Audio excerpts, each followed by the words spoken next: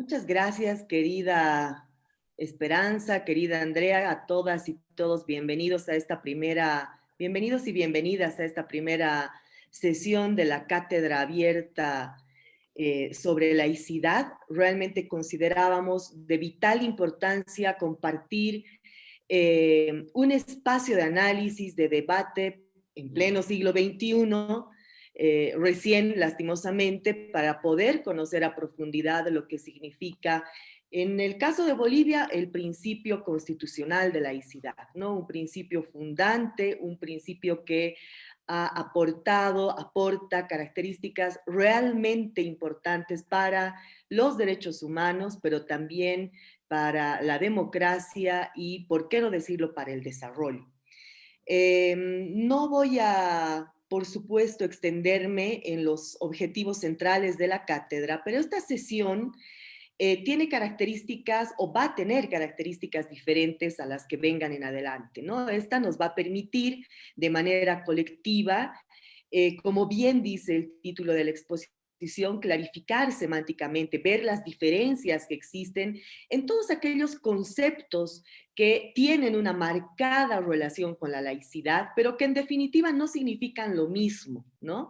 También nos va a permitir seguramente tener una proximidad a aquellos ejes temáticos que van a ser desarrollados con gran amplitud en adelante por las y los expositores que vamos a tener durante este tiempo que ha mencionado Andrea, ¿no? Casi 2 meses con expositoras y expositores diferentes y de gran capacidad académica que conocen y que trabajan la temática de laicidad durante mucho tiempo. Vamos a empezar entonces con la idea de que cada una de las sesiones responda también a esta planificación, no solamente en cuanto al contenido, sino también al horario que ustedes han previsto destinar para compartir con nosotras esta cátedra, ¿no? Y sin más que decir, no sé si ustedes me pueden avisar si ya están viendo mi PowerPoint. Se ve, Tonita. Perfecto. Entonces vamos a tocar estos términos, ¿no? Primero, la laicidad, la diferencia respecto a lo que es el Estado laico, porque muchos consideran que es lo mismo, sin embargo, no son lo mismo. El laicismo y sus características, pros, contras del laicismo, la secularidad, el clericalismo, la libertad de conciencia, que la consideramos para el caso de la laicidad como la libertad madre, por decirlo de alguna forma, y las obligaciones de las iglesias y de los estados, que es lo que en definitiva podría contribuir a que se avance en el marco de lo que ojalá en un tiempo prudente pueda ser Bolivia un estado laico. Y entonces vamos a entender primero lo que es la laicidad, ¿no? Varios actores en el transcurso del tiempo han hecho, por supuesto, han otorgado, nos brindan definiciones importantes acerca de la laicidad. Las definiciones primeras que surgen sobre la laicidad hace muchísimos siglos atrás nos permite entender que esta es una construcción que por supuesto viene desde Europa, pero que Latinoamérica, por supuesto, en las últimas décadas está dibujando también, se está permitiendo tener definiciones que se acercan mucho más a las características propias de nuestra región.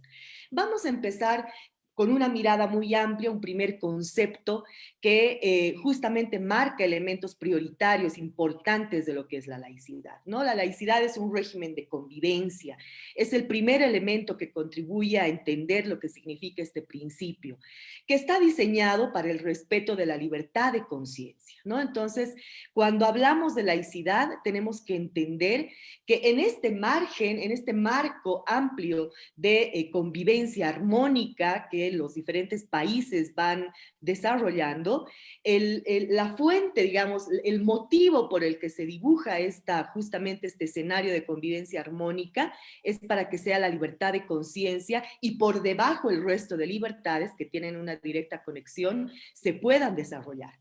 en el marco de una sociedad crecientemente plural. Y entonces ahí entramos como Bolivia, con una, además con paso de parada, por decirlo de alguna manera, con mucha fuerza, porque entendemos de que esta lógica de entender el Estado plurinacional y todo lo que está reconocido en la Constitución, empezando por el preámbulo y en el catálogo de derechos humanos, pero también dentro de otras características que tiene nuestra norma suprema, nos hace ver que estamos con grandes posibilidades de hablar de un Estado plurinacional, laico, pero que también pueda tener, obviamente, elementos que puedan avanzar hacia una despatriarcalización y, por qué no decirlo, hacia una descolonización. O que reconoce una diversidad existente, dice este concepto.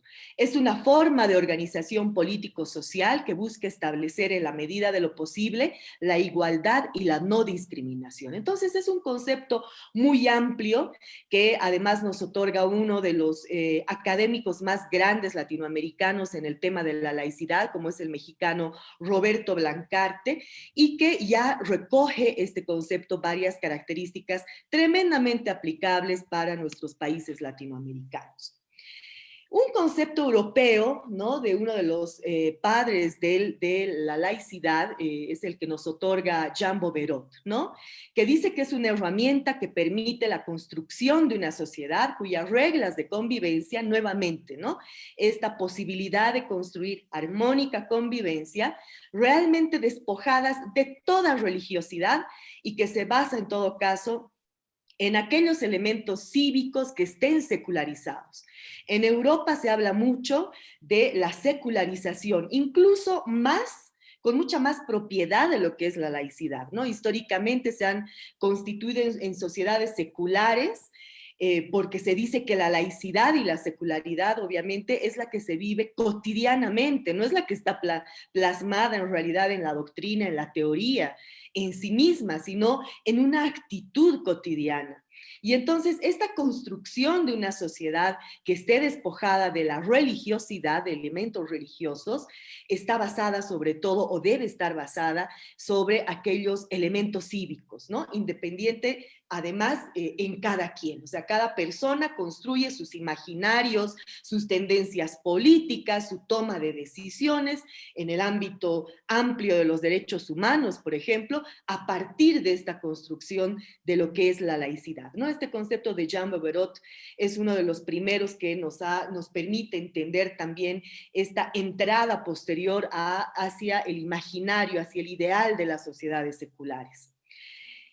Luis María Cifuentes, otro destacado politólogo que habla acerca de la laicidad, la define como, a la laicidad moderna además, como un proyecto político de autonomía e independencia del poder civil respecto al poder clerical. O sea, no hablamos en realidad de una pugna de poderes entre el pueblo, ¿no?, la base religiosa de las iglesias versus el poder político. Hablamos de jerarquías religiosas que detentan un poder, que conforman un quiriarcado, vale decir, el quiriarcado entendido como esta similitud, digamos, de lo que es el patriarcado, ¿no es cierto? El poder en manos, un sistema de poder en manos de hombres blancos que tienen capacidad, poder económico y que son los que dirigen las sociedades, y el quiriarcado, en realidad, aquellos supuestos llamados por Dios, ¿no?, o por quien está a la cabeza de una creencia religiosa y que igual genera esta dinámica, digamos, de utilización de un poder que dirige un sistema, que en este caso son los sistemas, ¿no?, los subsistemas religiosos, iglesias, y que tienen por debajo, ¿no?, a una suerte, digamos, de personas que creen en determinada religión, pero que están de todas formas también bajo una condición de subordinación respecto de quienes están en una jerarquía religiosa de poder, ¿no? Entonces, habla de esta necesidad de hablar de una autonomía e independencia del poder civil respecto al poder clerical, y por eso el laicismo, ¿no?, que vamos a ver en adelante qué significa, promueve por todos los medios la autonomía de la política frente a las religiones, ¿no? Él ya nos incorpora el elemento división, esta necesidad de separar justamente las decisiones políticas que puede que se tendrán que traducir en el diseño, en la implementación de políticas públicas, por ejemplo, para el ejercicio, para la garantía de los derechos humanos, versus, ¿no?, las iglesias que tienen una poderosa cantidad de roles, de funciones que tienen que cumplir, pero en el ámbito más de lo individual o en el ámbito público, pero de su esfera de movimiento, ¿no?, donde realmente están circunscritas sus roles o sus relaciones interpersonales. Entonces podemos hablar de laicidad, o sea, podemos decir, digamos, que se aplique el principio de laicidad si hay tres elementos presentes, ¿no?, en un determinado régimen. Primero, un respeto, un reconocimiento, una garantía de la libertad de conciencia. Segundo, la autonomía de lo político frente a lo religioso. Y tercero, la igualdad de los individuos y sus asociaciones, sus grupos, ante la ley, así como un ejercicio realmente, una puesta en práctica de la no discriminación como un elemento esencial que está plasmado en las constituciones. Entonces, que cada uno, cada una se pregunte en este momento y se pueda responder también desde donde se encuentre, sea funcionario público, sea defensor de derechos humanos, si estos tres elementos están presentes dentro del Estado plurinacional de Bolivia, ¿no? Si no están presentes estos tres elementos, significa que el principio de laicidad por ahí todavía se ha quedado en el artículo 4 de la Constitución, ¿no?, a la letra muerta únicamente, o si se está en un proceso de adecuación del cumplimiento de lo que podría ser el respeto a la laicidad, y si se está avanzando, por ende, en la constitución de lo que podría llegar a ser un Estado laico, ¿no? Estos son los tres elementos importantes. Ahora, el concepto de laicidad en el transcurso del tiempo ha ido variando, no es un proceso estático, no es un proceso que se ha dado de alguna forma, además, en determinado país o en determinado continente y como un modelo único ha bajado, digamos, ¿no?, y se ha posicionado en el resto de países o de continentes. No, cada continente ha tenido además su proceso histórico bastante importante. No vamos a ver hoy lo que es la historia, digamos, de la laicidad, pero obviamente este dinamismo, ¿no?, que se vive también dentro de las sociedades, por supuesto que ha hecho que la laicidad reciba diferentes nombres, se ajuste a diferentes realidades también, ¿no?, en diferentes momentos históricos. En ese sentido, en Latinoamérica y el Caribe este concepto ha ido cambiando y semánticamente también se han ido dando ajustes, ¿no?, con diferentes variaciones que se han requerido en determinados momentos. En algún momento la laicidad se la consideraba igual que el laicismo. En otros momentos se la asemejaba a lo que es el Estado laico. Tiene una marcada relación, indudablemente, pero no es lo mismo.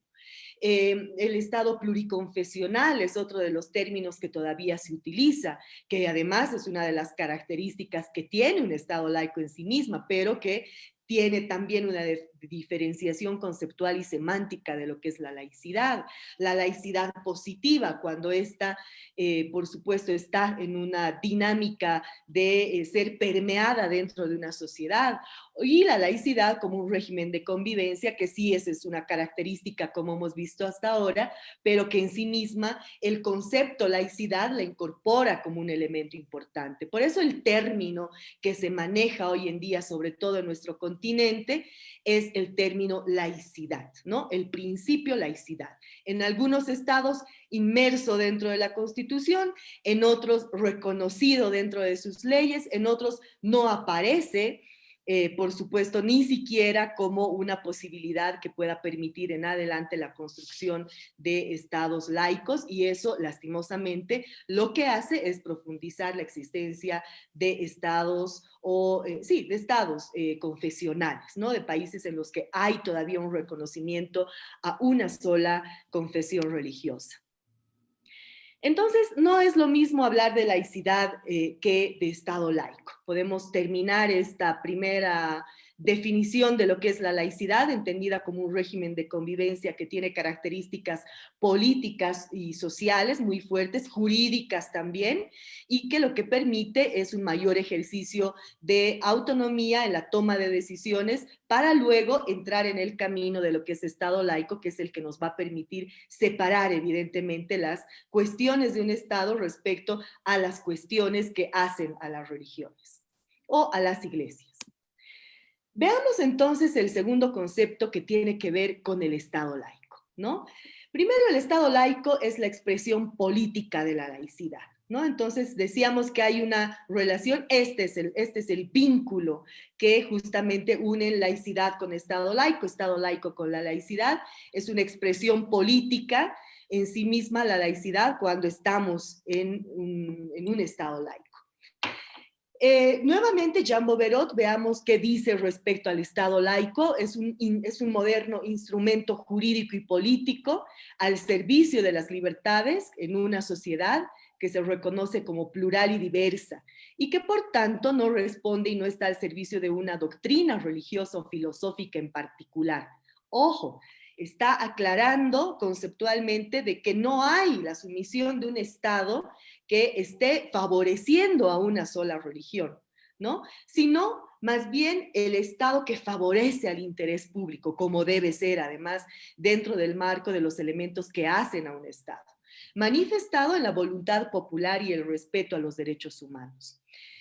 Este concepto me gusta mucho complementarlo con este otro, que es un concepto más de tipo político, ¿no? No estoy hablando de política partidista, sino de aquellos realmente elementos políticos que surgen en el marco de la lucha de los derechos humanos sobre todo, y es dado por Soledad Deza, una abogada argentina, que plantea la definición de que un Estado es evidentemente laico cuando respeta por igual las creencias de todos sus habitantes, sin tomar partido por ninguna de ellas y sin intentar imponerlas en el juego democrático bajo el amparo de engañosas mayorías, ¿no? Y entonces acá entra, por ejemplo, una serie de cuestionamientos que cada una y cada uno de nosotros nos podemos hacer, ¿no? Miremos un poquito la radiografía de lo que hemos vivido del 2019 al presente, ¿no? Cómo ciertos argumentos de tipo religioso se han incorporado dentro de la agenda política en Bolivia, ¿no?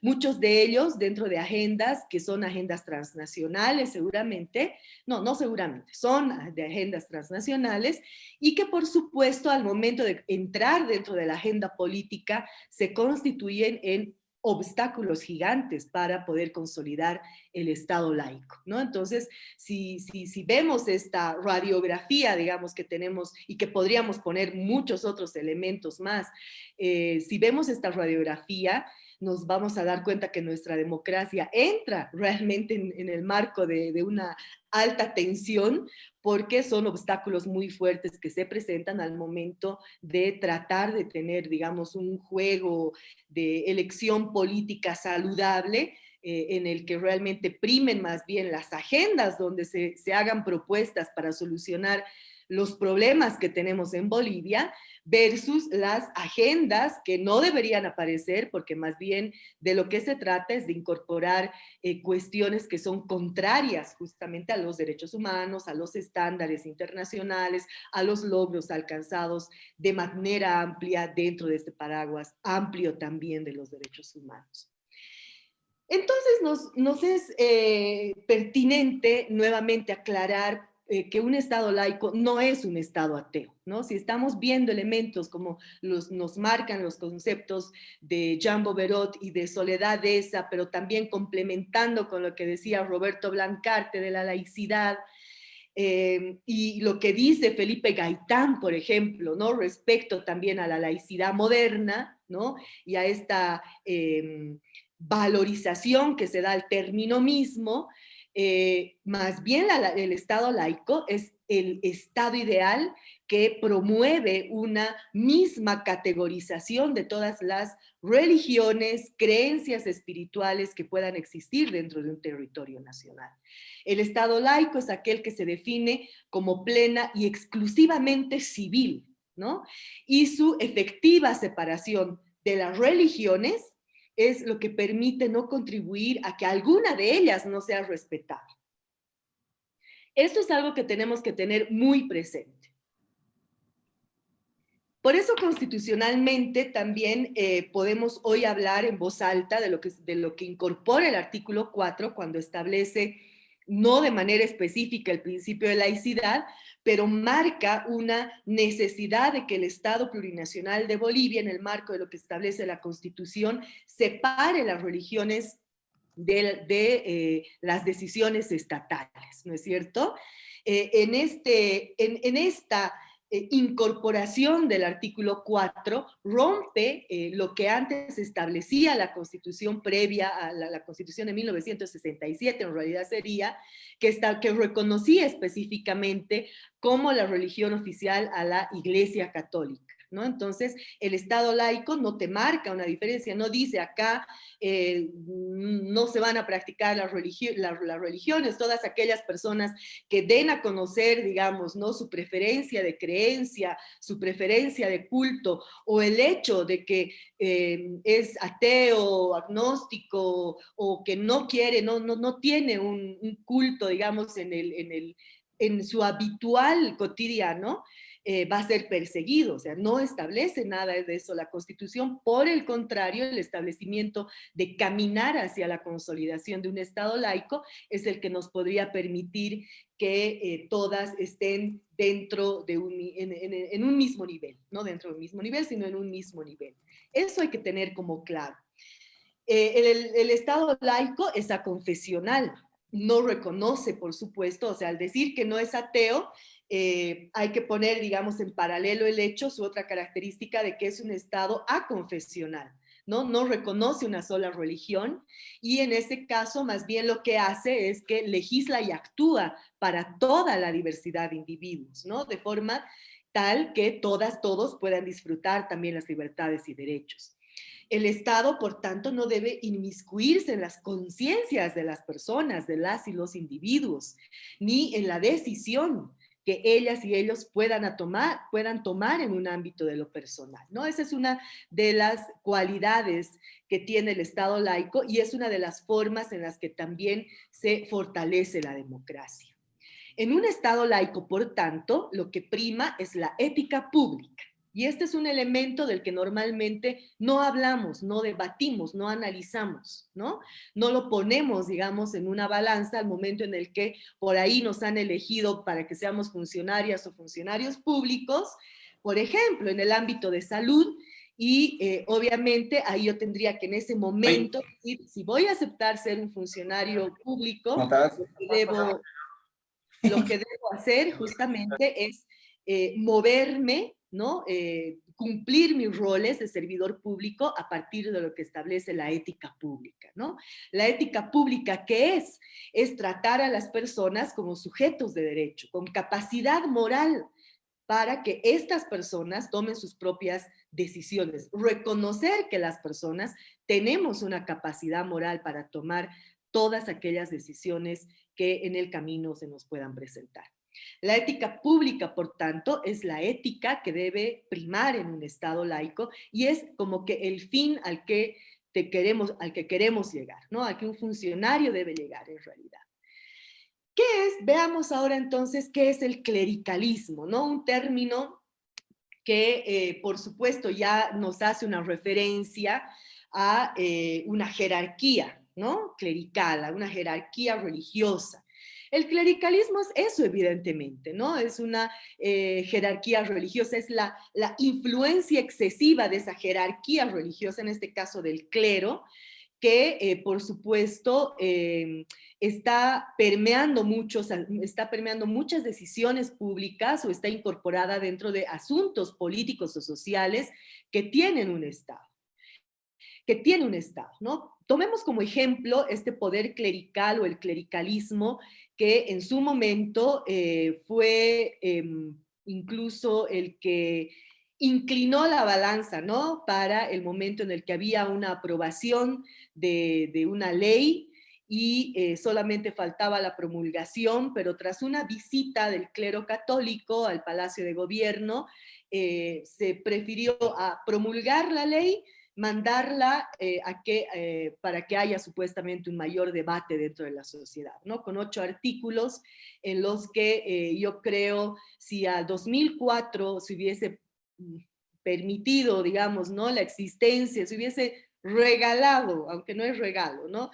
Pero una ley de derechos sexuales y derechos reproductivos a la población boliviana, por ahí hoy día no tendríamos los altos grados de embarazo en adolescentes, no tendríamos tantas muertes por abortos clandestinos, mortalidad materna elevadísima, 2 mujeres que mueren al día por cuestiones de cáncer de cuello uterino, un incremento de casos de cáncer prostático en los hombres, no habrían aumentado, digamos, a millón los casos de VIH, las infecciones de transmisión sexual no estarían dentro del seno de los hogares, en fin, podríamos ir citando, ¿no? Hubiesen disminuido los casos de violencia sexual, crímenes de odio, en fin, ¿no? De embarazos forzados, porque por ahí tendríamos educación integral para la sexualidad, qué sé yo, podríamos ir mencionando mucho más, pero es este poder clerical que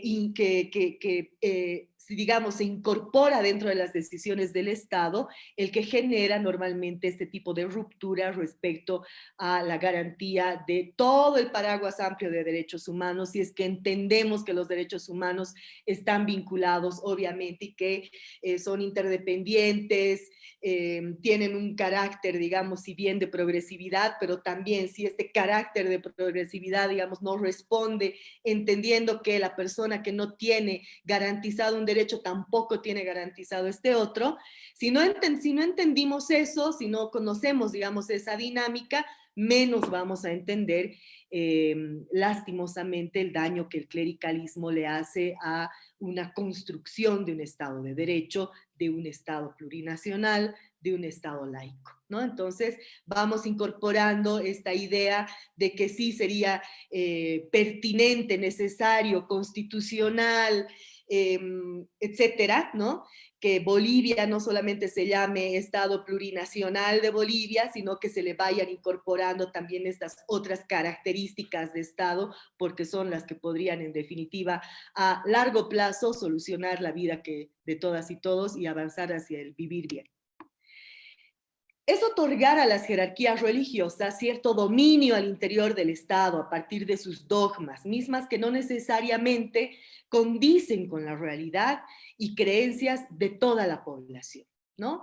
Lo que para los católicos, digamos, ¿no? Por ciertos dogmas eh, está calificado como bueno o no voy a decir malo, o no tan bueno, posiblemente para otra religión, esto que no es bueno o no tan bueno para el catolicismo, está permitido bajo los dogmas de otra religión que no lo considera como no tan bueno. Y así, en el marco de las creencias espirituales y religiosas que reconoce además nuestro país mediante una ley, se van entrecruzando una suerte de valores religiosos, ¿no? Que van cambiando y que por tanto para algunas y algunos lo que es considerado bueno puede no ser para la otra persona que está al frente. Lo mismo en el marco del respeto para quienes no ejercen un culto, ¿no? Y se autodenominan ateos o agnósticos, en fin, ¿no? Hay una nueva categorización incluso que ha sido reconocida y mencionada en la Asamblea Legislativa del 2017, cuando como católicas hicimos una encuesta a las y los parlamentarios y se autodenominaron pachamamistas, por ejemplo, ¿no? Entonces, esa su afiliación al pachamamismo ya tiene una suerte de construcción de ciertos elementos también que tienen valor al momento de generar una dinámica que por ahí está permeada por algunas prácticas religiosas católicas, otras más de creencias espirituales andinas, otras tendrán más bien características amazónicas, pero todas ellas obviamente se ven desfavorecidas al momento en el que en una sociedad se da mucho peso a este poder clerical cuando se le permite que tenga una injerencia en las cuestiones de Estado. Este término clericalismo es el que ha generado durante siglos muchos conflictos históricos dentro de la humanidad. Yo creo que es el término, además, que se ajusta perfectamente como para cobrar la factura a ciertas prácticas religiosas que han matado incluso o han perseguido a mucha gente, ¿no? Entonces, yo creo que es ahí donde también tenemos que entender cuáles términos son positivos para un ejercicio y profundización de la laicidad y cuáles otros no. Entonces el clericalismo es el que ha generado o el que va generando consecuencias negativas, como por ejemplo vulneraciones a muchos derechos humanos, estándares en materia de derechos humanos, pero también es el que genera una suerte de privilegios, ¿no? Que todavía lastimosamente se mantienen. Y ahí podríamos mencionar, por ejemplo, la exención tributaria, por ejemplo, respecto a ciertos bienes muebles e inmuebles, todavía la firma o la existencia de concordatos en Cancillería respecto a determinada iglesia, ¿no?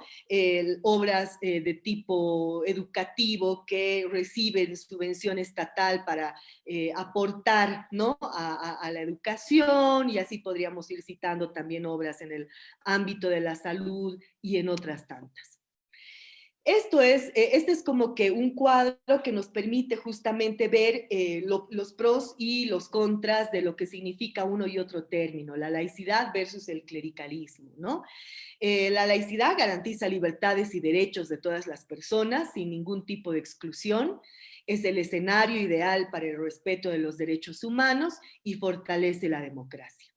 El clericalismo limita la posibilidad de vivir en libertad, excluye a las personas que no comparten ciertos dogmas religiosos y reproduce sociedades injustas y discriminadoras, ¿no? Vamos avanzando y veamos qué es el laicismo. No es lo mismo laicismo que laicidad, ¿no? El laicismo es el movimiento, es el grupo, es la colectiva, ¿no? Que justamente en diferentes países o regiones, continentes, ha ido moviendo esta lucha, digamos, porque la laicidad se constituye en una realidad, ¿no? Es una posición política que promueve, busca, exige que los estados sean laicos. Se ha ido desarrollando históricamente por diferentes grupos y movimientos sociales. El laicismo es el pensamiento y la acción que busca que un estado sea laico. Es este movimiento histórico de reivindicación de la emancipación laica del Estado, es decir, la búsqueda de esta autonomía bajo los principios de libertad de conciencia individual, ¿no? Sin embargo, el laicismo también ha tenido diferentes momentos.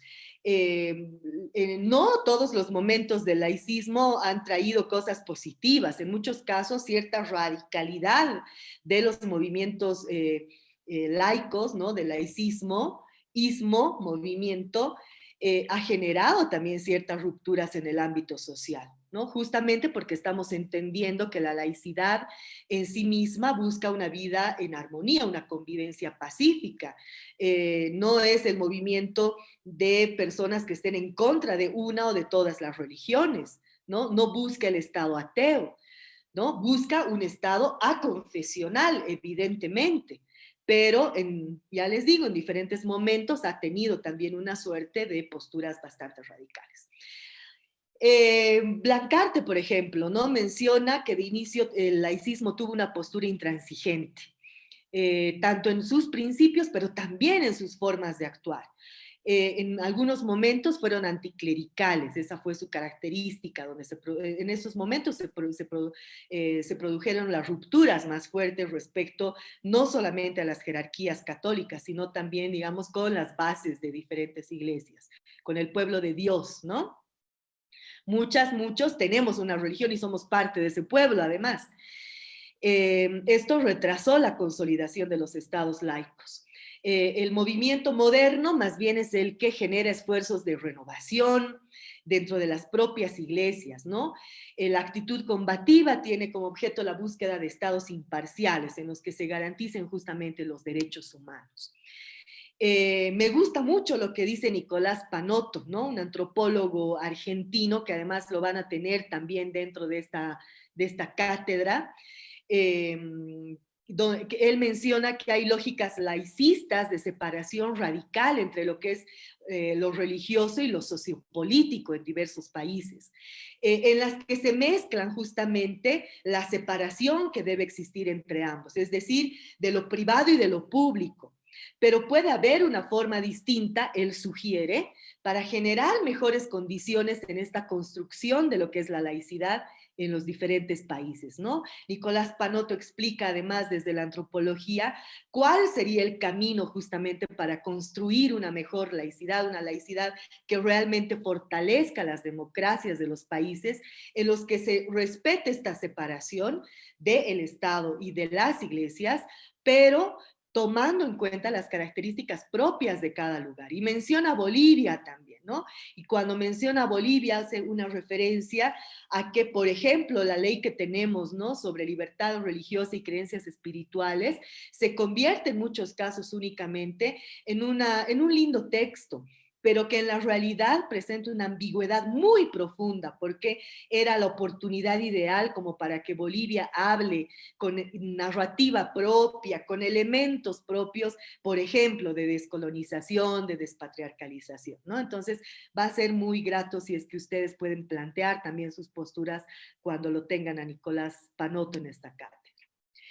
Bueno, veamos qué es la secularización. Les decía al inicio que para el caso de Latinoamérica, hay una fuerte corriente dentro de la que me inscribo además, que pretende desde la academia explicar por qué la laicidad es como que el escenario ideal para Latinoamérica más que la secularización en sí misma, ¿no? Tanto narrativamente como también en una respuesta más de construcción cotidiana de caminar hacia la laicidad más que a una secularización.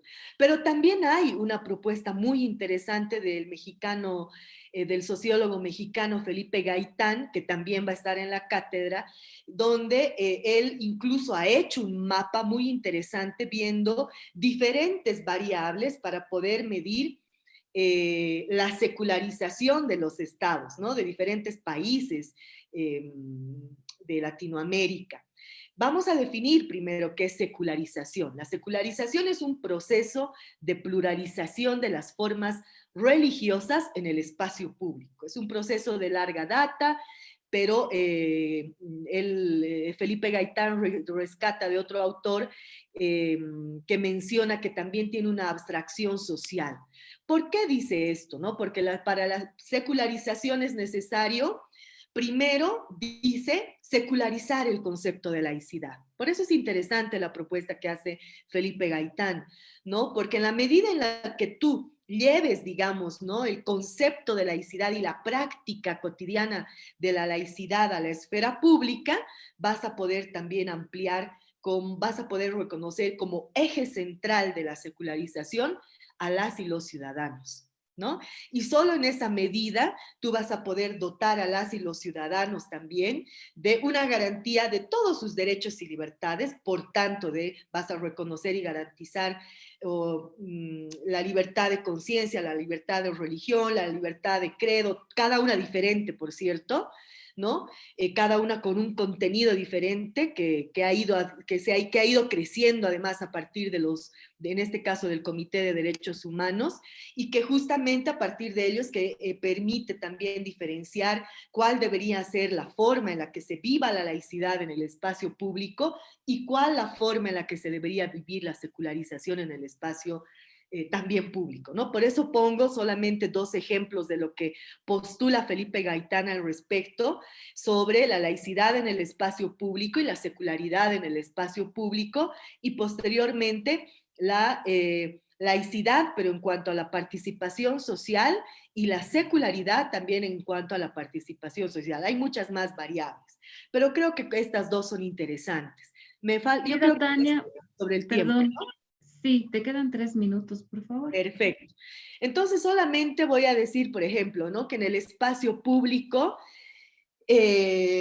esta dinámica de gestionar lo religioso, la laicidad logra, digamos, en este espacio público, excluir de lo religioso y la defensa de la legitimidad del Estado sobre cualquier fe o creencia religiosa, ¿no? Un predominio de la Iglesia Católica invisibiliza a las otras denominaciones, cultos o asociaciones religiosas. Yo para Bolivia, por ejemplo, vería que tendríamos mucho que decir al respecto, porque eh, considero de que el no reconocimiento como oficial de la Iglesia Católica en el espacio público se ha llevado adelante de manera mínima, digamos, ¿no? O sea, no ha tenido muchos frutos porque todavía siguen, sí en el artículo 4 se dice que no hay religión, no se reconoce a una religión como oficial, se dicen que no, que tiene que haber una evidente separación, pero en la práctica y en el espacio público todavía tienen muchos beneficios, ¿no?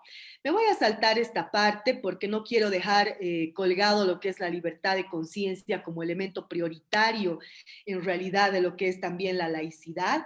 Y la libertad de conciencia, esto sí, este es un término netamente constitucional de un argentino experto en la materia que establece que es la facultad de toda persona para formar su propio juicio sin ningún tipo de interferencias, es el derecho de pensar con plena libertad, lo que posibilita la propia selección o determinación de valores de acuerdo con los cuales cada persona formula su proyecto de vida. Y cuando me veo en esta definición proyecto de vida, rescato mucho, ¿no? Lo que en algún momento también un gran magistrado de la Corte hablaba, digamos, en el sentido de que a las personas lo que hay que reconocerles y garantizarles justamente es el proyecto de vida, ¿no? Un término súper técnico para, digamos, ¿no? Quienes estamos en el mundo de las ONGs, pero nada práctico y nada utilizado y nada, digamos, y cero, digamos, de su incorporación en el marco del diseño de políticas públicas. Entonces, creo que es ahí donde deberíamos ponerle el foco, ¿no? Y la conformación a dicho pensamiento de su actividad externa, personal y social.